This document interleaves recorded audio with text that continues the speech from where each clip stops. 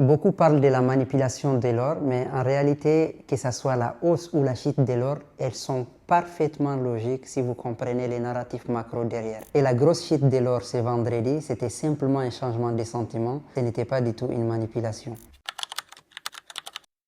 L'or avait explosé ici à la hausse parce que les marchés étaient dominés par des incertitudes politiques et monétaires américaines. D'abord, Trump avait évoqué la mise en place des droits de douane sur l'Union européenne, ravivant en fait les craintes des guerres commerciales, la perte des guerres commerciales. Ensuite, Trump avait annoncé publiquement qu'un dollar faible n'était pas un problème, alors que historiquement, le Trésor américain défend une politique pour un dollar fort. Donc ces déclarations ont affaibli la confiance des investisseurs dans les dollars américains, ce qui avait poussé les investisseurs à exiger une prime de risque très élevée sur les obligations US. Et cela a donc augmenté la demande en or, comme l'or est considéré comme une valeur refuge. Et c'est ce qui a créé tous ces mouvements que vous voyez ici sur l'or. Et à cela s'ajoute également une autre incertitude majeure qui est l'avenir de la Réserve fédérale. Les marchés anticipaient un président très dovish qui est favorable à des baisses de taux. Et donc tant que ces incertitudes existaient, c'était favorable pour l'or.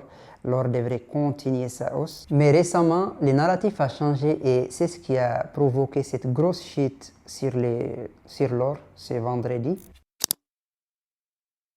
Premièrement, Trump avait nommé un nouveau président à la tête de la Fed qui est considéré par les marchés comme étant moins accommodant que ce qu'ils anticipaient et cela a créé une baisse immédiate de l'incertitude monétaire. Deuxièmement, face à la perte de confiance dans les dollars, le secrétaire au Trésor américain a intervenu plusieurs fois pour clarifier la position officielle. À maintes reprises, il a déclaré que le Trésor américain maintient toujours une politique des dollars forts. C'est donc en réalité une petite intervention verbale pour décourager tous les investisseurs qui étaient en train de vendre les dollars. Ces clarifications ont rassuré les investisseurs et la prime des risques sur les obligations US a commencé à baisser et la pression sur les dollars a également commencé à se réduire. Et à cela s'est ajouté également un autre facteur technique très important. Les marchés actions, notamment certaines grandes valeurs technologiques comme Microsoft, ont fortement corrigé et cette baisse a généré des appels de marge chez certains hedge funds. Quand les hedge funds ont besoin de cash, généralement ils vendent toujours ce qui est en plus-value. Et l'or qui était à des niveaux historiques a tout simplement servi de la liquidité pour les hedge funds. Ils ont commencé à prendre des profits sur l'or,